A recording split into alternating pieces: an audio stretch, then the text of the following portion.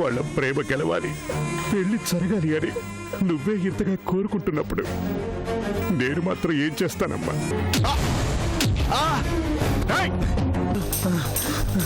శివరనూసల ఆ శంకర్గాడు వచ్చాడు. దాంతో ఆ రాజాగాడు మిస్ అయ్యాడు.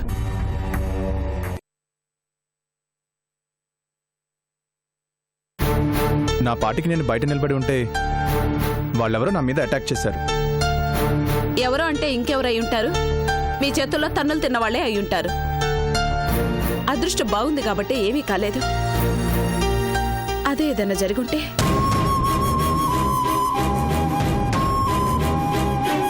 ఇన్నాళ్ళు ఉండే నేను లేని దాన్ని అయ్యాను. ఇప్పుడు నీకేదన్నా అయితే నేను తట్టుకోగలనా? అంత ప్రమాదం ఏం జరగలేదమ్మా. మా జాగ్రత్తలో మేము ఉంటాంగా. ఏం జాగ్రత్తరా? ఇలా ఎప్పుడు ఏమవుతుందోనని భయపడుతూ ఎన్నాళ్ళు? భయపడాల్సిన అవసరం ఏం లేదమ్మా. ఇంతకు ముందులా ఇప్పుడు మేము గొడవలకు వెళ్ళట్లేదుగా. నువ్వు లోపలికి వెళ్ళి చెప్తాను. వెళ్ళమ్మా.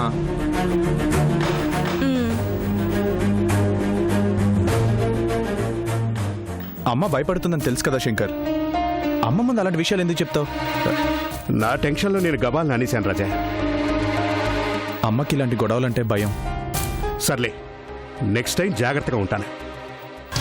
అమ్మ సంగతి సరే, నీ మీద అటాక్ చేసింది ఎవరై ఉంటారంటే అర్థం కావట్లేదు. నేను ఫస్ట్ టైం చూశాను శంకర్. ఇంతకు ముందు ఎక్కడా వాళ్ళని చూడలేదు.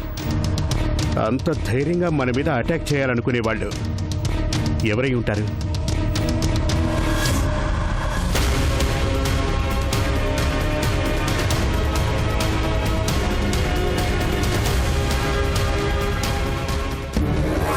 అర్థమైంది రాజా. ఆ రోజు నన్ను కాపాడి భిక్షుగాడికి వార్నింగ్ ఇచ్చావు కదా, వాడే ఈ ప్లాన్ చేసి ఉంటాడు. వాడంత డేర్ చేస్తాడు అంటావా? 1-2 సార్లు మనకి గొడవ జరిగింది వాడితోటే. వాడికి తప్ప మన మీద స్కెచ్ వేసే అవసరం ఇంకెవ్వరికీ లేదు. ఈరోజు అయిపోయాడు వాడు.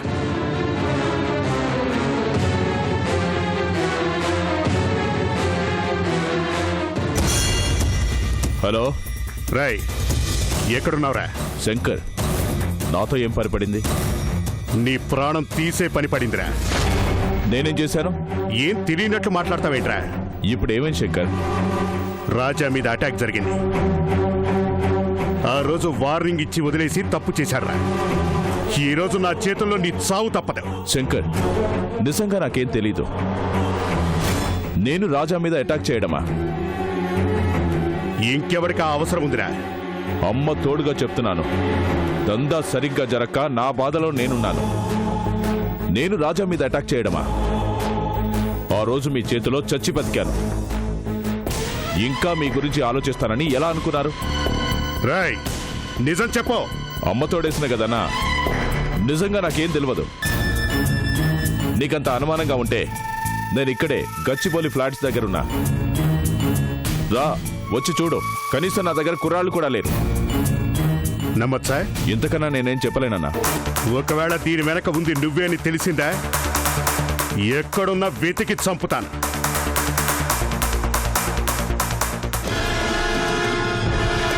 వాడు ఎక్కడున్నాడో కూడా చెబుతున్నాడంటే వాడి పని చేసి ఉన్నాడు. చెప్పాను కదా శంకర్, వాడికి అంత ధైర్యం లేదు. మరి ఎవరు చేసి ఉంటారు?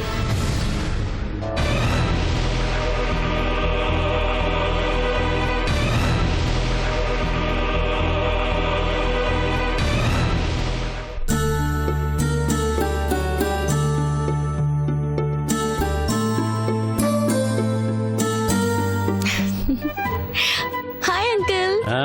రా చందు, రామ్మా రా.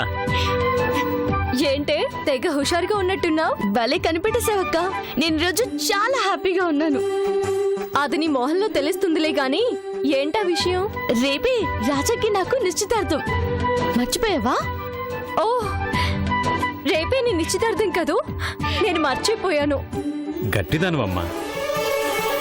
మీ పెదనాన్న రాజాని అంత ద్వేషిస్తున్నా నీ పెళ్లి నిశ్చితార్థం వరకు తీసుకొచ్చావు. తెలియక మా పెద్దనాన్న రాజాని ద్వేషిస్తున్నా రాజా అంటే ఏంటో తెలిసాక నేను రాజాని ఎలా వదులుకుంటాను అంకుల్? రాజా మంచితనం డాడీకి ఇప్పుడిప్పుడే అర్థం కాదులే గాని త్వరగా ఆ పెళ్లి కూడా అయిపోతే ఈ ఇక ఏ గొడవ ఉండదు. మొత్తానికి రాజాకి నీకు నిశ్చితార్థం జరగబోతుందన్నమాట. అవును అంకుల్, అక్కని నిశ్చితార్థానికి పిలవాలనుంది కానీ అక్కొచ్చింది అంటే పెదనాన్న మళ్ళీ గోలు చేస్తాడు. నా కోసం అక్కని పిలిచి అవమాన పాలు చేయడం నాకిష్టం లేదు. నాకు రావాలనున్నా అందుకే రాలేకపోతున్నాను. నేనొచ్చి నీ నిశ్చితార్థం పాడు చేయడం ఎందుకు? నువ్వు సంతోషంగా నిశ్చితార్థం చేసుకో. ఏం మనుషులో ఏమిటో, కన్న కూతుని తప్పు పట్టే తండ్రి ఎక్కడా ఉండడు. మరి మీ నాన్నగారికి అలాంటి అభిప్రాయం ఎలా కలిగిందో, ఆ దుర్మార్గుడు చెప్పిన మాటలు ఎలా నమ్మాడో నాకర్థం కావటం లేదు. మా పెదనాన్న ప్రేమించినా అంతే, ద్వేషించినా అంతే. అశోక్ని నమ్మాడు కాబట్టి అతనేం చెప్పినా అదే కరెక్ట్. కత్తితో పడిచి నేను కాదు అన్నా అదే నిజం అంటాడు. ఎవడు చెప్పినా కన్న కూతుర్ని అనుమానించడం ఏంటమ్మా? ఈ విషయంలో మాత్రం మీ నాన్నని క్షమించలేను. నా గురించి ఎందుకులేండి మామయ్య గారు, శుభమా అని దీని నిశ్చితార్థం జరగబోతుంది. అది సంతోషంగా జరిగితే చాలు. అవునమ్మా, మీ ఇద్దరికీ నిశ్చితార్థం జరిగితేనే అశోక్కి వీళ్ళ నాన్నకి బుద్ధొస్తుంది. రాజాని దూరం నుంచి చూసి తప్పు పడుతున్నాడు వీళ్ళ నాన్న. ఆ విధంగానైనా రాజాని దగ్గర నుండి చూస్తాడు. వాడేమిటో, వాడి మనస్తత్వం ఏమిటో అప్పుడు అర్థమవుతుంది. అల్లుడంటే అశోక్లా కాదు, రాజాలా ఉండాలని తెలిసొస్తుంది. తెలిసినా ఇప్పుడు డాడీ చేయగలిగేదేముందిలేండి మామయ్య. కరెంటు పోయాక కళ్ళు తెరుచుకొని ప్రయోజనం ఏముంది? అది నిజమేలేమ్మా. చందు, నిన్ను చూస్తే ఒక రకంగా నాకు అసూయగా ఉందే. ఈ తెగింపు, ఈ తెలివి లేకే కష్టానికి తలుంచి తాళి కట్టించుకున్నాను.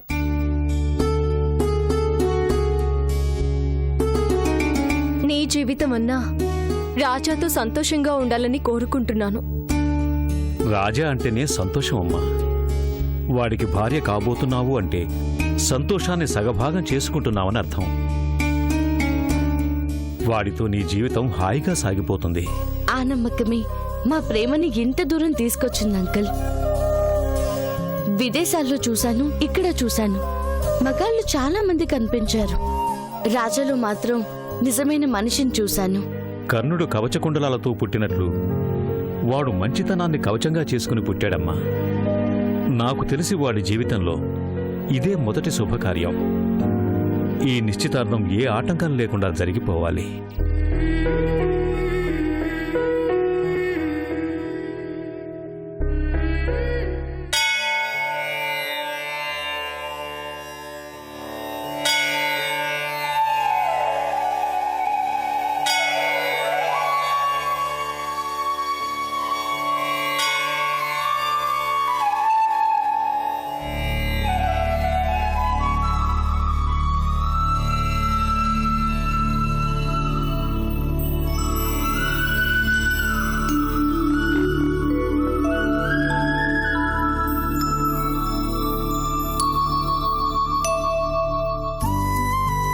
ఉంగరాలు స్వామివారి పాదాల దగ్గర పెట్టి పూజ చేయించివ్వండి. అలాగే. సర్వమంగళమాంగళ్యే శివే సర్వార్థసాధకే శరణ్యే త్ర్యంబకే దేవి నారాయణి నమోస్తే నమస్తేస్తు భగవన్. స్వామి, రాజా చందులు ఒక్కటి కావాలని నా ప్రేమను చంపుకున్నాను. నా సంతోషం కూడా వాళ్ళ సంతోషమే అయ్యి వాళ్ళిద్దరూ 10 కాలాలు చల్లగా ఉండేలా ఆశీర్వదించు.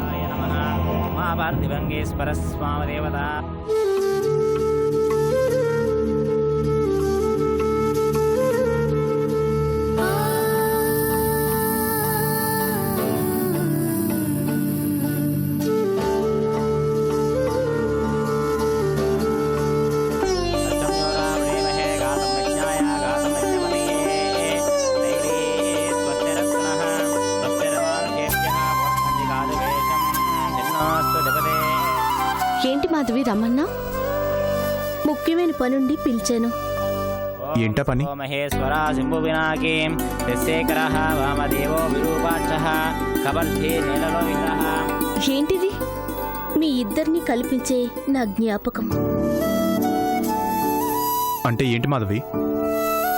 ఎలాగో నిశ్చితార్థం వరకు వచ్చారు. ఇంత దూరం వచ్చిన మీ ప్రేమను ఇంకెవ్వరూ ఆపలేరు. అది ఎవరి వల్ల సాధ్యం కాదు. తాళి కట్టించి రేపు మండపంలో మీ ఇద్దరిని ఎలాగో ఒక్కటి చేస్తారు. అంతకన్నా ముందు ఈ ఉంగరాలతో మీ ఇద్దరూ ఒక్కటైతే చూడాలని నా ఆశ.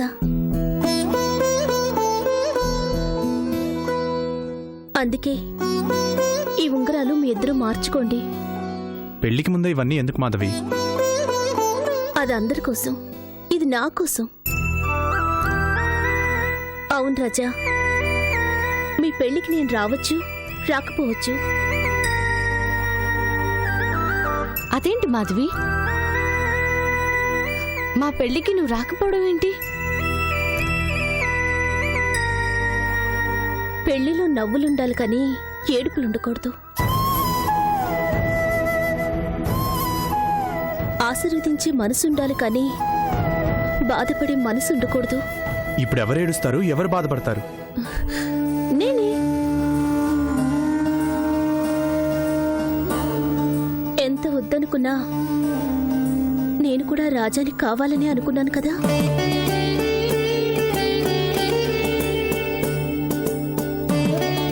చందు,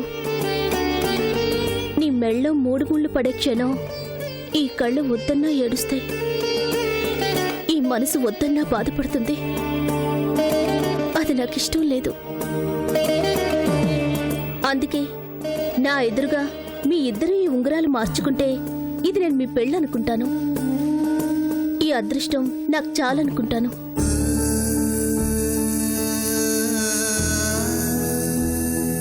ప్లీజ్, నా కోసం ఈ ఉంగరాలు మీ ఇద్దరు వేళ్ళకి ఉంటే మీ చేతి వేలికి నేనొక జ్ఞాపకంగా ఉండిపోతాను. మీకోసం నేను చేసిన త్యాగం, మీ ఇద్దరిని ఒక్కటి చేయటానికి నేను పడిన తపన మీకెప్పటికీ గుర్తుంటుంది.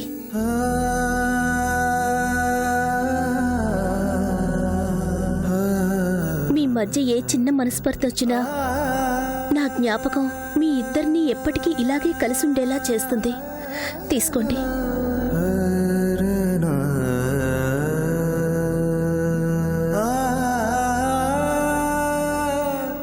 మార్చుకోండి.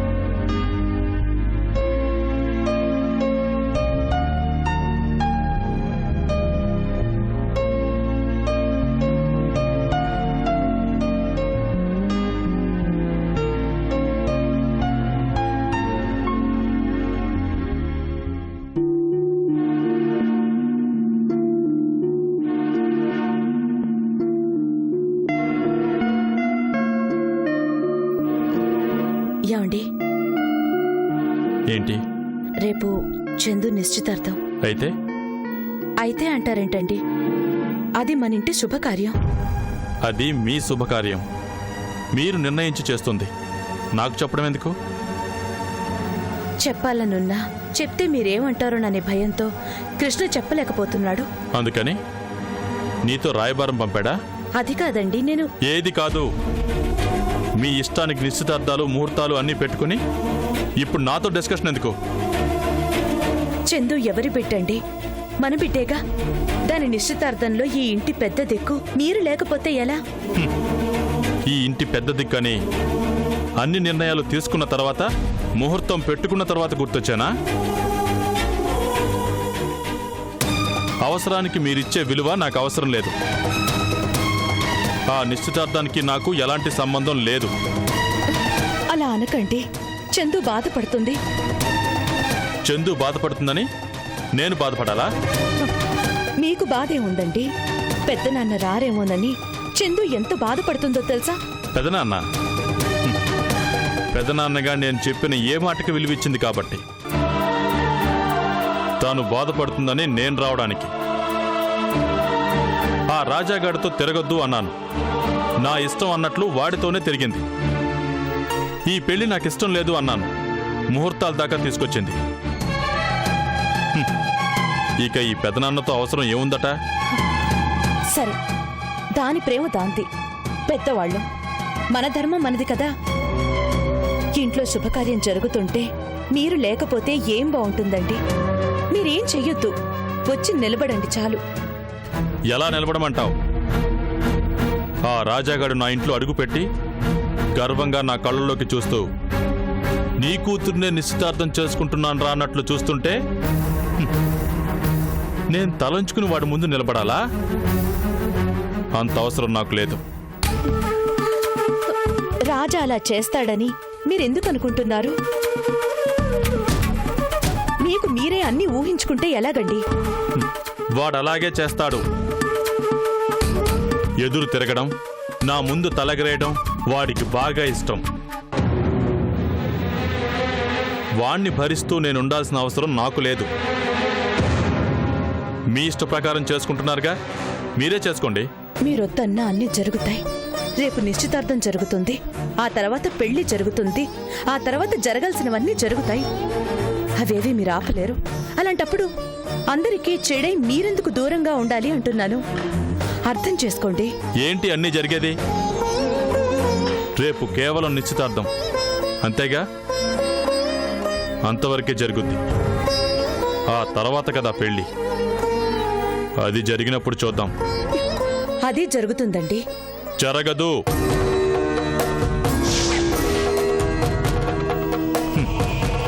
అన్నీ వాళ్ళిష్ట ప్రకారమే జరగవచ్చనా? రాజా అనేవాడు ఈ ఇంటికి అల్లుడై నా ఇంట్లో నా ముందే పెత్తనం చేస్తూ తిరుగుతుంటే చూడ్డానికి అంత చేతగాని వాణ్ణి కాదు. ఏం చేస్తారు? నేనేం చేయను. కానీ ఆ రాజాగాడితో చందు పెళ్లి మాత్రం జరగదు. దాన్నెవ్వరూ ఆపలేరండి. చూద్దుగాని. పాపం ఉదయాన్నే నిశ్చితార్థానికి ముందుండాల్సింది నువ్వేగా. పడుకో.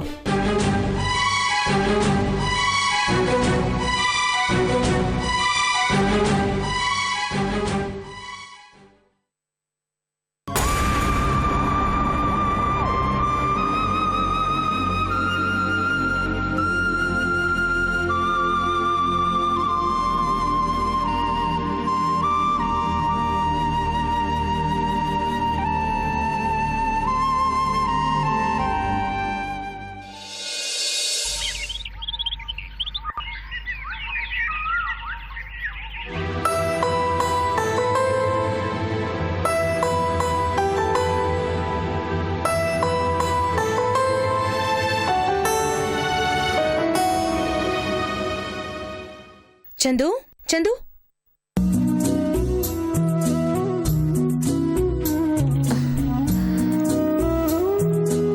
చందు, చందు, చందు, లేమ్మా. నాకు నిద్ర వస్తుంది, కాసేపు పడుకునివ్వమ్మా. నువ్వు నిద్రపోతే నిశ్చితార్థం ఎవరికి చేయాలి? ఓ, నిశ్చితార్థం కదూ. నిద్ర లేపితే గాని నిశ్చితార్థం అని గుర్తు రాలేదు. నువ్వేం ఆడపిల్లవే. నిశ్చితార్థం అన్న ఆనందంలో నిద్ర ఎక్కువ పట్టేసిందమ్మా. ఆడపిల్ల పెళ్లికి ముందు నిద్రలోనే గడుపుతుంది, పెళ్ళయ్యాక నిద్ర లేకుండా గడుపుతుంది. అదేంటమ్మా? రేపటి గురించి కలలు కంటూ పెళ్లికి ముందు ఆ కలల కోసం నిద్రపోతుంది.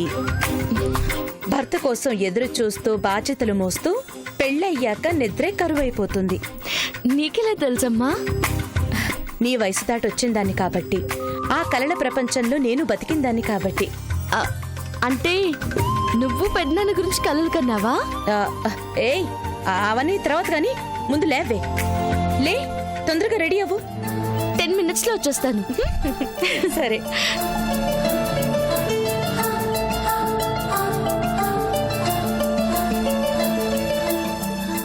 వదినా, చందు రెడీ అయిందా? ఇదిగో అమ్మగారు ఇప్పుడే నిద్ర లేచారు. అంటే ఇంకా రెడీ అవ్వలేదా? 10 minutes లో రెడీ అవుతాను. అందులే నువ్వేం కంగారు పడుకో. ఓకే. కృష్ణ, నిశ్చితార్థానికి అన్ని తెప్పించాం గాని పూలు పళ్ళు తీసుకురాలేదు. నువ్వే వెళ్ళి ఫ్రెష్ గా ఉండే ఫ్రూట్స్ తీసుకురా. అలాగే వదిన. కృష్ణ, మర్చిపోయాను, పురోహితుడి గారికి ఫోన్ చేసావా? ఆయనే వచ్చేస్తానన్నారు వదిన. భలే వాడివే. ఆయనకు ఒక మాట ఫోన్ చేసి చెప్పడం మన బాధ్యత. ఫోన్ చేయి త్వరగా. సరే.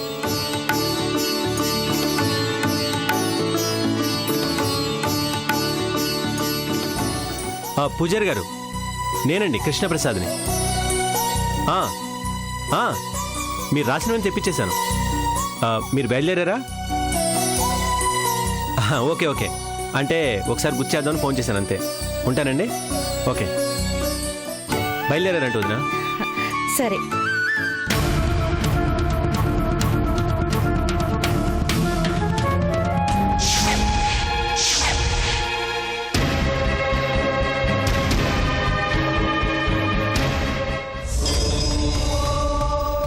నిశ్చితార్థానికి రమ్మని చెప్పిన ఆ మనిషి వినడం లేదు. ఒక్క మాట నువ్వు చెప్పి చూడకూడదు? ఆయనకి ఇష్టం లేదని తెలిసి అడిగితే తిట్టించుకోవడం తప్ప ప్రయోజనం ఏముంది వదినా? అది నిజమేలే. సర్లే కృష్ణ, నువ్వు ఆ పని చూడు. అలాగే వదినా.